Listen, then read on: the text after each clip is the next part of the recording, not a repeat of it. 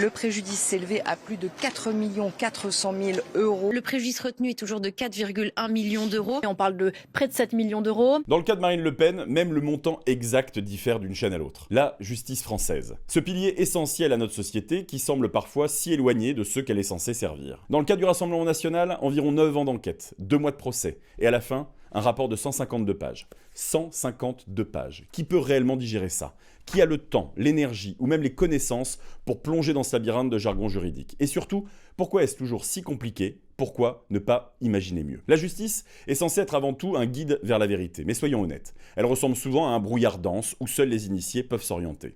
À nous ensuite de leur faire confiance aveuglément. Qu'ils soient journalistes, et on vient de le voir, ils ne sont parfois pas alignés sur les détails, pire encore quand ils deviennent militants. Dans quel pays un juge, 2 juges, 3 juges, 4 juges, 5 juges, 6 juges, allons-y. Ou qu'ils soient partie prenante. Il y a des tyrannies qui enferment leurs opposants. Il y a désormais des juges tyrans qui exécutent l'état de droit en place publique. Alors que les juges n'ont fait qu'appliquer la loi, certes discutable et on y reviendra.